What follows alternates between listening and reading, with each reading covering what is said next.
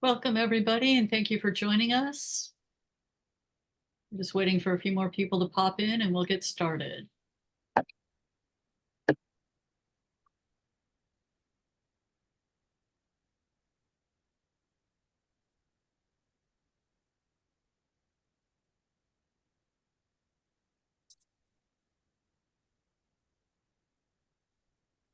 And Amber, I get 20 minutes.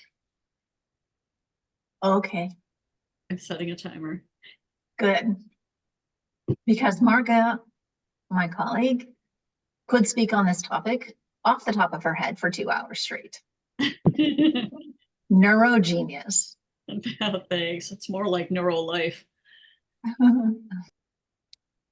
Okay, well, let's get started. Welcome.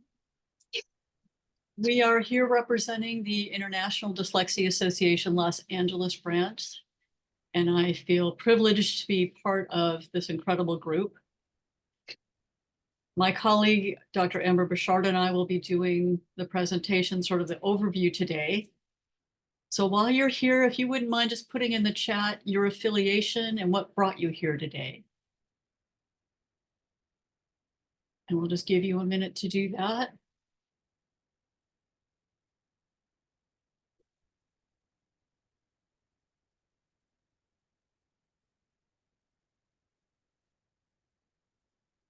LAUSD, yay. All right, welcome Viola. Cal State, wow, great.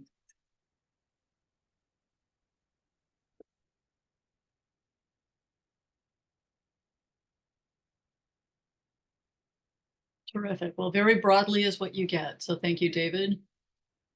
I'd like to hear more about Cal State Teach. Susan, where are you a teacher? What district?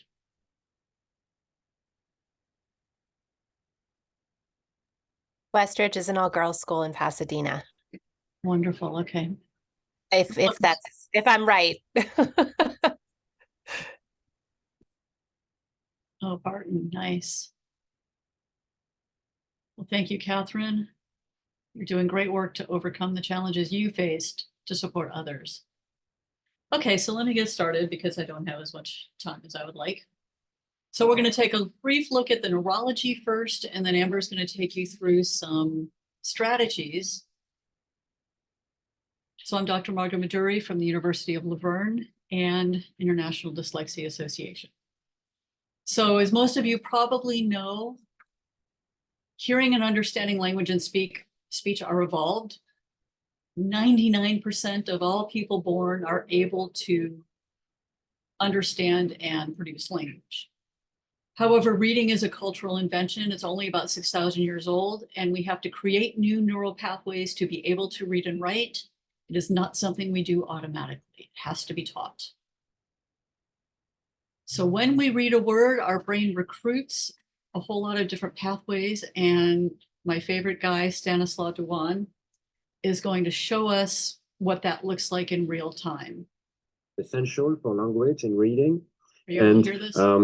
Just to orient you, this is the back of the brain, this is the front of the brain. It's been slightly inflated, so you can see inside the folds.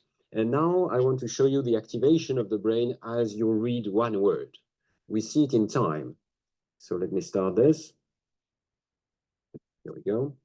And you have the word unfolding from the back of the...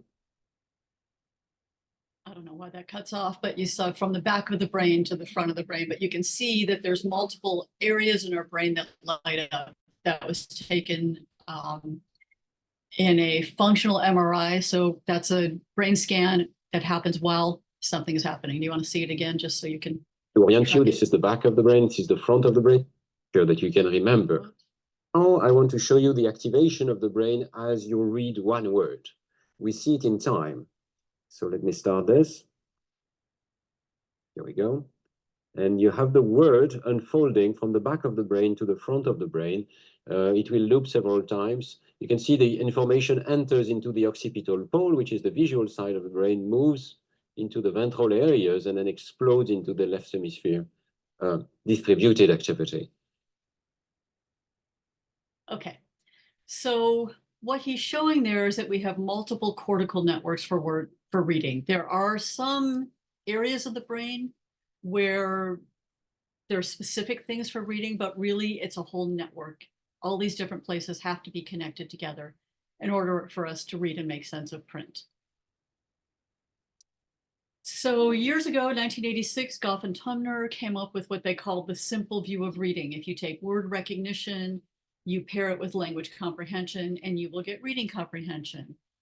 And Hollis Scarborough gave us the reading rope where she broke that down, which let us see that it's really not so simple at all. If you look at the bottom half, word recognition includes things like phonological awareness, decoding and sight recognition, and then of course the top half, which is much more complex, background knowledge, vocabulary, language structures, etc. All of those pieces come into play, and then you need increasingly automatic, lots of practice, so it becomes automatic to get us to fluent reading.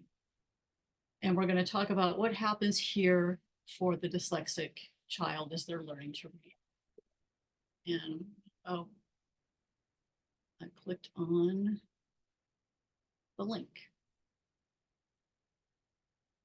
Okay, so the definition of dyslexia is that it is a neurobiological in origin characterized by difficulties with accurate and or fluent word recognition and poor spelling and decoding. These difficulties typically result from a deficit in the phonological component of language that's often unexpected in relation to other cognitive abilities. In other words, sounds. So people that have difficulty matching, identifying sounds in words or breaking up sounds in words, matching letters and sounds are going to struggle. So that's the primary definition of dyslexia. We have the secondary consequences, which can include problems with comprehension. But really what it means is we reduce reading experience that can impede growth of vocabulary and background knowledge. So how widespread is dyslexia? Dyslexia impacts about 20% of the population as a whole. That's just not just English speakers, but across the board. And if you look at the population of kids who are identified with learning challenges, about 85% of those are challenged with reading. So it's huge, it's a big deal, as probably many of you know. And another thing is that many children can benefit from systematic, explicit instruction in reading, writing, and language. So a lot of people, this is one of the myths, think that dyslexia is letter reversals. That's not the case. We are wired evolutionarily to see something in any direction and still recognize it as the thing. And this came from a survival. If you saw a tiger and it was the back of the tiger, you knew that that was dangerous because it could eat you. So when you look at a chair and you turn it in any direction, you still know that it's a chair. So letter reversals, letters are about the only thing that have a fixed direction. The kids have to memorize that this letter makes a B instead of a D, and it's only a B in this shape. So that's not really the definition of dyslexia, although that is a difficulty for many dyslexic kids. So some stats, about 5 to 17% of the total population are affected. 40 to 50% are higher family relationships. So if someone in the family is dyslexic, it's likely other people will be too, although it doesn't always manifest in the same way. It's often comorbid with ADHD and other strengths and challenges. And many times dyslexics also have dysgraphia, which is disconnect with writing. So in the DSM-5, the identified learning disorder is inaccurate or slow and effortful word reading. So that's typically how it manifests for kids that are dyslexic. And of course, we have attitudes towards reading disabilities in general. A third of our teachers think that what people call learning or attention issues is just lazy. Almost half of our parents wouldn't want others to know their children have a disability. And more than half the people who go to doctors for recommendations ignore it, which makes you wonder, right? So these are some of the problems that we're facing across the board when we're talking about any kind of learning challenge, not just dyslexia.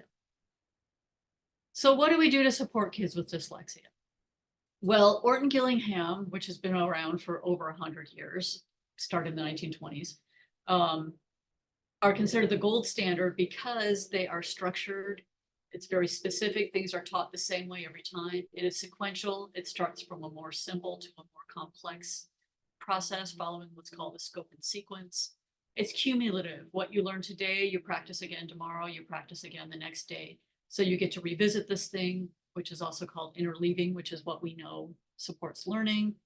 It's explicit. We don't expect kids to know. We don't expect them to figure it out implicitly. We come out and say, this is the letter C. C makes the k sound. Trace C and say k, k, k. So it's very explicit. It's multi-sensory. You're using multiple senses, tracing, feeling your mouth say the shape of the letter or the sound, and it's systematic. It starts with the most simple and builds to the more complex. So there are many commercially packaged reading programs like Wilson, like Barton, like the 95% program that are based on Orton-Gillingham. And then there are Orton-Gillingham interventions where a teacher might be trained in Orton-Gillingham and then might work one-on-one or a small group to target the particular needs of a specific group or child. So one thing we can see in from the neuroscience is that there are distinct differences in the dyslexic brain. There are different brain regions that are essential for reading. So you can see in this bottom left picture here, typically developing children, when the reading words show light up here, what's called the visual word form area, and here Broca's area where we're making sense of the word. Dyslexic kids, you can see here, there's nothing really lighting up in the visual word form area. But with intervention, we can see that you can build those pathways. Sometimes those pathways don't always form on the left side of the brain, like typically developing kids. Sometimes it'll form on the right side of the brain, as you see in this picture down here on the right. But still, children that form that visual word form area where they can start matching letters and sounds can learn to read. So just so you know, we are not the only creatures that have phonological processing issues. We're not alone. And since somebody asked us about how to support, what schools in our area are doing this work, we thought instead it would be more significant to tell you what to look for. So if you're at a school, here are some of the things you might want to look for. Does their tier 1, their general reading program support follow a scope and sequence? Are teachers trained in structured literacy? Is there a focus on phonemic awareness, phonics, and decoding in K2? In other words, are they building strong foundational skills in the early grades? And then in the upper grades, are they doing more advanced phonics and teaching? And they really should be teaching this in the early grades too, but specifically teaching morphology like Latin bases, Greek combining forms in the upper grades. So these are some of the questions you want to ask. And over on the right, I have some of the programs, 95%. UFLY came up with UFLY is the University of Florida Literacy something. What does the I stand for? Something. And they came up with a great resource actually during COVID that they're now selling. And I know a lot of schools are using them. Bonita Unified is actually doing a lot of great work, training their teachers, and they're actually using UFLY. And Wilson is also a great reading system. So my thought is, if dyslexia only matters if you're a reader, and 20% of our brains are dyslexic, does that mean really that this is a normally evolved brain or typically evolved brain to do some kind of thing? Because many dyslexics are also gifted, as you see by this slide. No one has said it, but pre-literacy, these people would not have been identified as struggling because reading wasn't an issue. So I'm just going to say maybe this is a evolved brain for something great, and they just struggle because we have literacy in our world these days. You heard it here first. Okay, if you want to learn more, the IDA annual conference is Saturday, March 9th. Please join us. And I don't know if somebody put the link to this PowerPoint in the chat, but if somebody would, then people can. I did that for you, Marga. Thank you. Okay. So you can, or you can just Google, it's what, dyslexiala.org is our website. Please come to our conference to learn more. And of course, feel free to reach out to us. And I am done, and that's ahead of time, so I want a little credit. Marga, that was amazing. I've never seen you be so succinct, and I am so proud of you. We will, just so you all know, have breakout rooms following the brief presentations, so there'll be a chance for you all to get even more information. And now I will introduce myself and do my part. I am Amber Bouchard, and I work alongside Marga at the University of Laverne, but am coming to you today from IDA LA and my role in that organization. My task, and I'm going to start my timer too, Marga, and I'm going to schedule myself for 15 minutes. My task is to share with you quickly some resources and some strategies. So first, I would encourage us to think about Tier 1 instruction. So we know, as Mark pointed out, that there are some learners who very specifically benefit and need the structured literacy approach. They need that systematic, explicit instruction. And those are kind of like 50% of our learners that like really need that structured literacy approach. And then for the other 35 and 5%, they're not going to be disadvantaged. They're going to gain a deeper understanding of the structures of English language. So it's not there's like really nothing bad that can come from integrating structured literacy into Tier 1 instruction. That said, I don't think structured literacy and the integration of structured literacy precludes things like culturally responsive teaching. They can coexist. But the structured literacy movement kind of talks specifically about these foundational skills. I'm just wanting to make sure you all know it does not preclude culturally responsive, critical literacy, and so forth. Those things also still exist. And there is a need for all of this to work together. So what do we do with our teachers and for our teachers? And specifically, this was targeted for our higher ed champions. So anybody who's in higher ed, what does this mean? That we need to build responsive and purposeful Tier 1 instruction using very specific, even in high school, and thoughtful instruction. So I do need to acknowledge that I was once a kindergarten teacher. And when I was a kindergarten teacher charged with teaching children to read, I did not know everything I know now. And I feel a little bit bad about that. I also was an 8th grade language arts teacher and a special ed teacher. Between those 3 roles, I was a classroom teacher for 28 years. I didn't learn any of this until I left the classroom. Part of why I'm super passionate about bringing this all to you all. The things that I really want to focus on, I picked 5 areas today for you. Phonological awareness, right? Remember what Marga said, is that dyslexia is a difference in phonological components. So we're going to talk a little bit about some games that can be played for phonological awareness, something I absolutely would have used with my kindergartners and 8th graders, and I would still use it with high schoolers, and certainly teacher education, is the 6-syllable types. I'll show you what that is. Heart words, I'm going to talk to you briefly about decodable texts and their value, and then give you some specific ideas for the higher school, like high school students in morphology. So first, it's a good thing to get an understanding of phonological awareness, and there are kind of increasingly difficult components to phonological awareness. The first one is listening for sounds. This one is so fun to have students or children, even age 3, start like listening for sounds. Now, I just did a little IDALA post you'll see coming up soon on our IDALA social media, is just talk to children about sounds. Let's go out for a sound walk. Let's try to listen to and look around for all the things that start with G. So like listening to sounds in words. And then we move into rhyme and alliteration. Let's think of a whole bunch of things that start with T, right?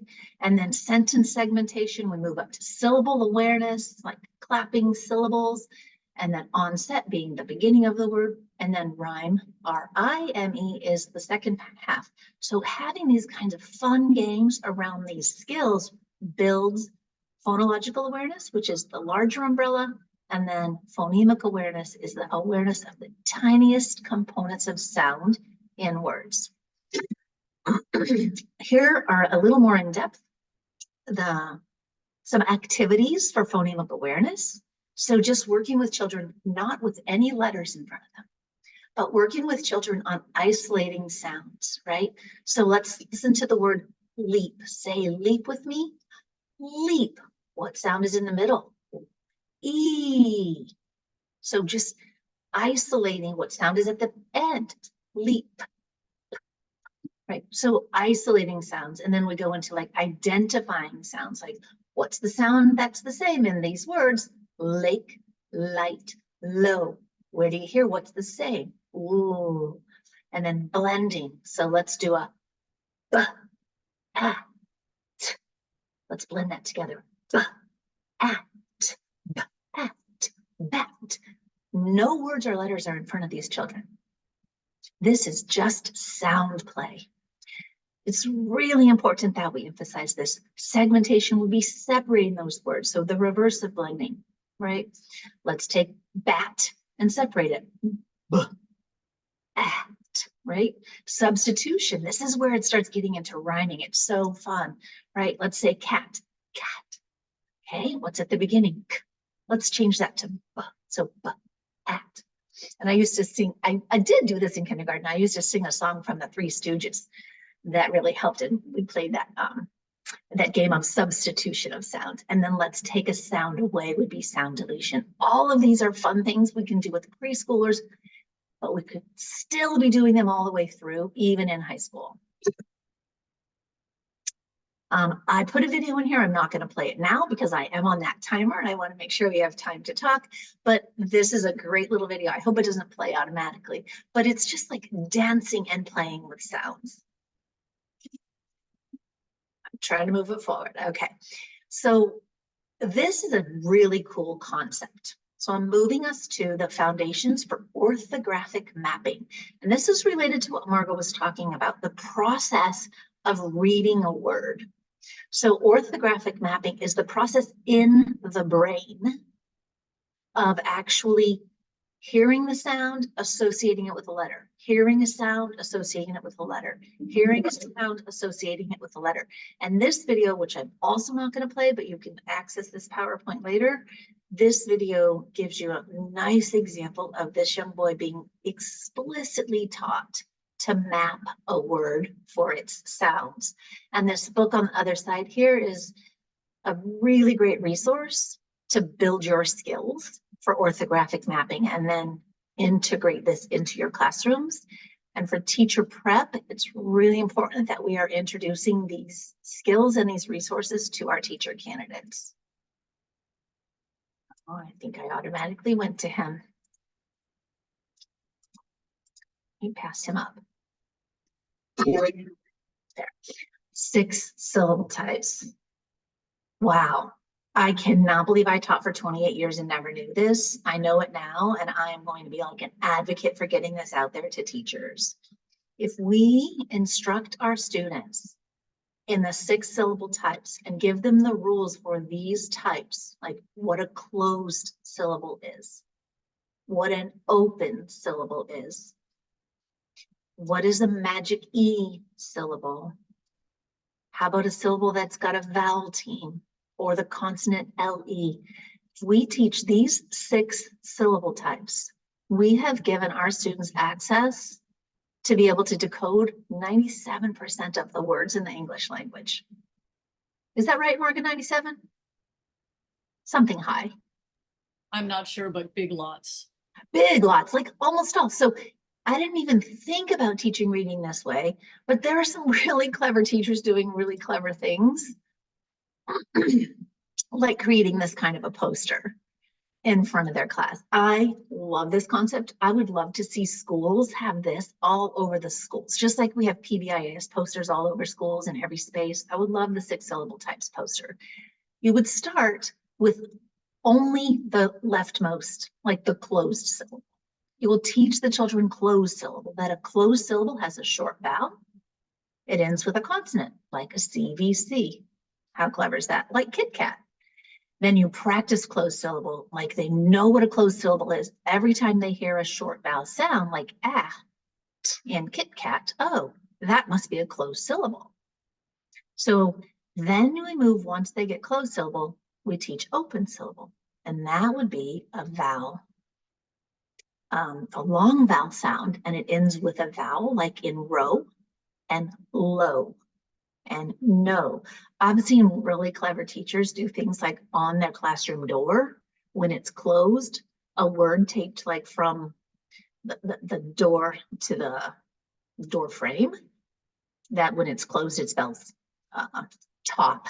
And then when you open the door, it's an open word and it spells like to, T-O, or toe, right? So there's really clever resources out there for the syllable types: silent E, vowel team, R controlled, consonant LE. Teaching these syllable types gives so much skill to our children. So it's just a concept where, you know, I'm not teaching you how to teach it, but keep that in your back pocket. Heart words totally replaces this concept of memorizing sight words. Heart words, it's still those high frequency words, and sometimes we really benefit from using explicit instruction for unpredictable words. For example, the word said. It's really unpredictable, but it is a high frequency word. But if we simply just tell children, memorize this word, we are losing so much opportunity. If instead we have them orthographically map this irregularly spelled word, we are reinforcing that S is S, or that the sound S is written with S, that the sound D is written with D. So that's like this, oh yeah, S and D are very predictable. Those make sense. And then we can talk about the middle, and that's the part to learn by heart. Interestingly enough, there's almost always a reason in history that these unpredictable words are spelled the way they are. So we can actually teach the kids, this is AI in this case for the word said, it makes and then let's go look at the history of why that is.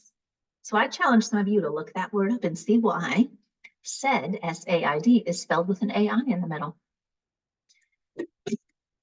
Another example of that in a video for you would be someone going through the heart word process, again, for you to watch on your own. Here's my little ditty on decodable text. I have been a big fan of decodable text now that I know they exist. And the concept behind using decodable text for our early readers is that we present them with text that contains only the graphemes and phonemes that they've mastered. Then we progressively and systematically teach new graphemes and phoneme. What's a grapheme? That's the symbol. What's the phoneme? That's the sound. So if we present a child, they learn 3 sounds. They know they know and they know t. Now they know 3 phonemes, and they know M-A-N-T. They know 3 graphemes, and we teach them the comparison. And then we present them texts that only include that. There are hundreds of decodable texts, and they're much better than these like leveled texts that are so popular, because leveled texts aren't always leveled appropriately. So this is clickable too for some free online materials from Flyleaf. There are many other decodable text publishers and producers out there for you. Okay, running out of time. I have about 2 minutes left. Here is just an example of what we might do with high schoolers when we are looking at kind of the morphology. What's the meaning behind the chunks of the words? So, and then why is this soft G soft? So this is just a little example of like geno is like a tribe or a race. Side means killing. So we're encouraging our students to look at like the meaning of the parts of the word. And then why is this a soft G? Well, because when G is followed by E, it's soft. So if all of our high school teachers who are introducing content area vocabulary at the high school learn just a little bit about morphology and etymology, we can reinforce these kinds of word investigation skills with our high schoolers. All of the students in the class will benefit. It'll be interesting. But there are some students who will learn to read this word genocide and use it because of this explicit instruction. So it's really critical for them. So in the PowerPoint, when you access it, you'll see that I have a few more for you. I've given you a resource at Tim Online, can be your new best friend for putting things together like this. I have some useful definitions for you here of words that I've been using with you today. And then I have the California Dyslexia Guidelines. We linked this because there were tons of things for parents, tons of things for educators in here. And per state requirements, all teacher preparation programs are supposed to be providing these and reviewing these with their candidates. So if you haven't seen those, please do. And there are lots more resources in the last couple of slides. California has been doing a great job of putting together resources for you. Here's a slide for signs to watch. I did something for you on accommodations versus modifications. These are kind of just cheat sheets for you. And then I love this one. Marga put together some feedback that she's gotten from teachers that have learned a little bit better, more effective literacy instruction. Things like, my daughter can read text messages without having to ask her friends for help. And now my mother-in-law can get gas on her own because she can read which type of gas to select. So very, very important that we effectively are teaching our teachers how to teach reading, that we're advocating for effective instruction at the Tier 1 level, and that we are providing our teachers, our higher ed faculty, and our parents with resources to support their children in the effective reading.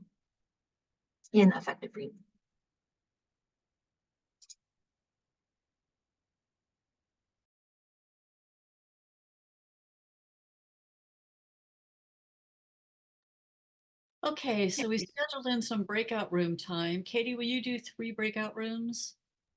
Yes, I can. Breakout room 1 will be for higher ed faculty, and that will be Amber and I. And we'll just let you choose whichever one you want to join. Breakout room 2 will be for parents, and that's Claudia and Trisha. And breakout room 3 for teachers and our journalists. Any journalists here today?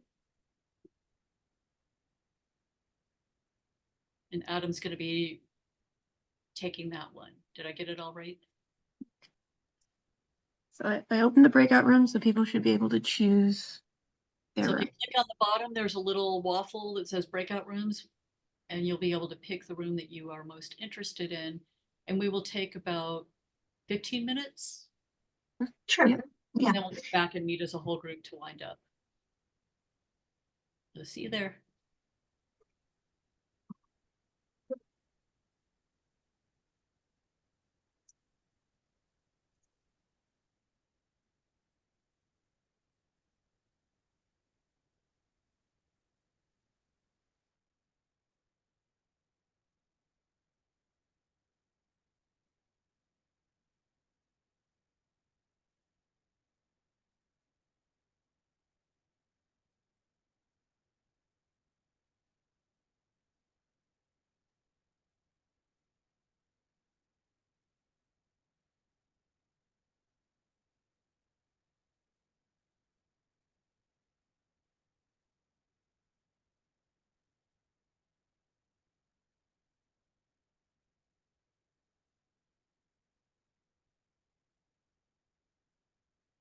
Input.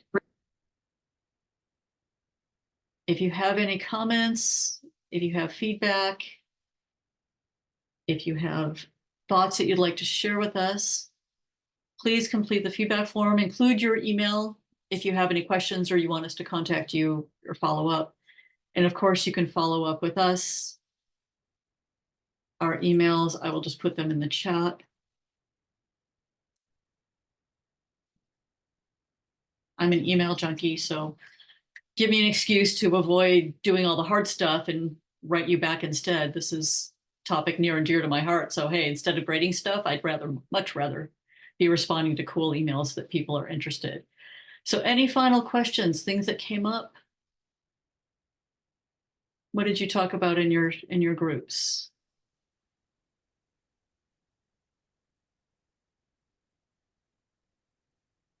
We talked about the importance of finding the strengths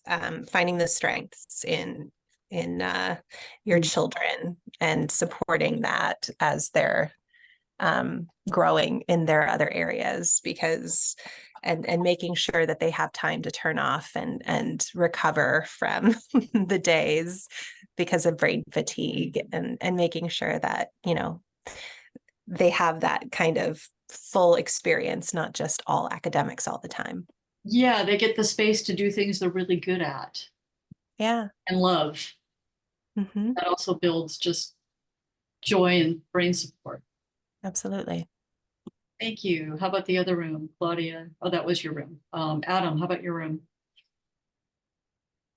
Oh, I totally want to call on Katie. She was a rock star in that group. Come on. Can you sum it up for us, Katie? We were talking about a couple different things, how, you know, the simulation, a little reflection about the simulation last week and how that made us feel and understanding the students a little bit better. We talked about using sound and motion as a kinesthetic route to also help the students who are struggling with the correct letter sounds, and how to help students like error feedback on either reading or spelling, how to, you know, kind of gauge them in the right direction without, you know, making them feel bad that they didn't know how to do it, and really like offering that safe space where students can come to a small group room or something like that where they feel supported, and, you know, like that they're not going to, kind of like what you were saying before about you know, just focus on the positive and like having them feel good about what they can do and the progress that they're making. Wonderful. Thank you. And does somebody want to share out from our room?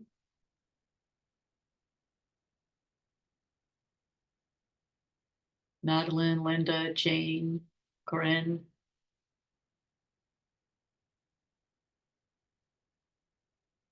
I can share.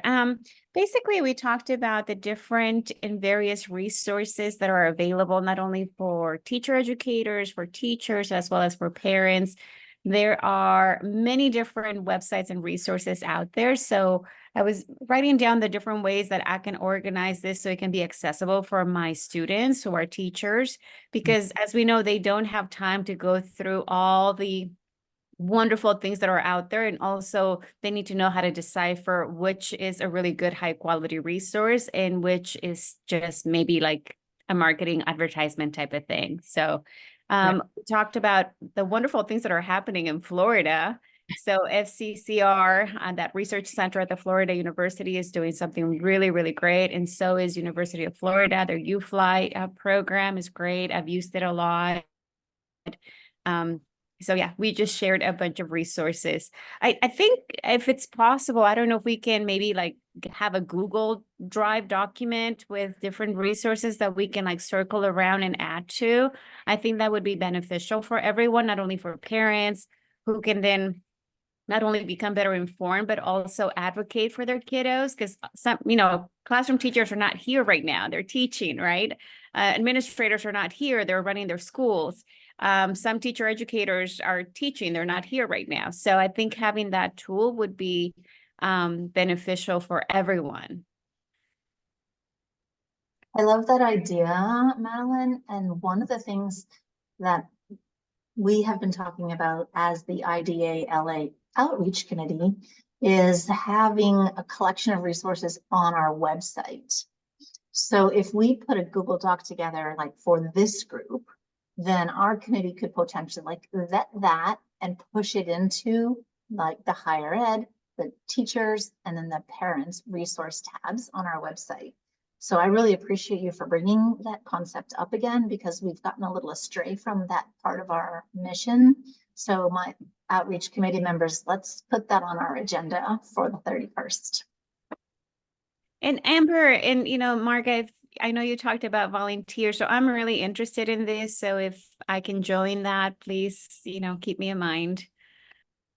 Yes, you totally can. Trisha, would you like to talk about how someone can volunteer for IDA LA?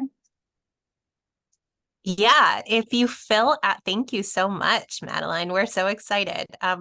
If you fill out the response form, the Google form in the chat that we posted, at the very end it says, "Hey, do you want information about volunteering?" So you can fill that out. That's a great way, or you can email. There's a lot of really easy ways to help out. We love volunteers. Please volunteer. We do. And I want to tell you, Adam, who's in this group with us, came to us because he attended a dyslexia simulation and he said, "Hey, I'd like to volunteer." He has brought so much to our outreach committee and specifically coordinating this. And as well, I want to give a shout out to Claudia Romo, whose brainchild this two-part event for higher ed has been. She is also a relatively new volunteer, 1 year now. Claudia, she came to the conference and she approached us and said, "I want to volunteer. I want to do this. I think there's a ton more we can do."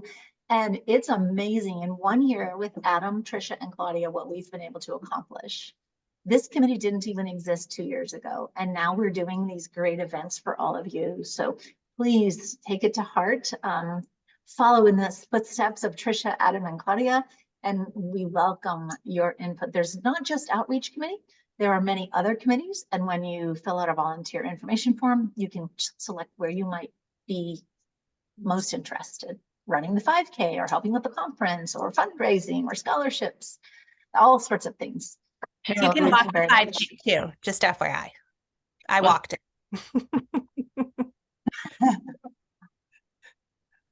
Katie, anything else from you before we sign off on this? Or Katie, IDALA. Sometimes you're the one who finishes these up. No, there's nothing for me. All right. Thank you, guys. So thank you all for joining us. We appreciate your taking your time at the beginning of the semester when we all have syllabi and things to do. So email me so I can avoid my syllabus. Bye, everyone. Thank you, Katie.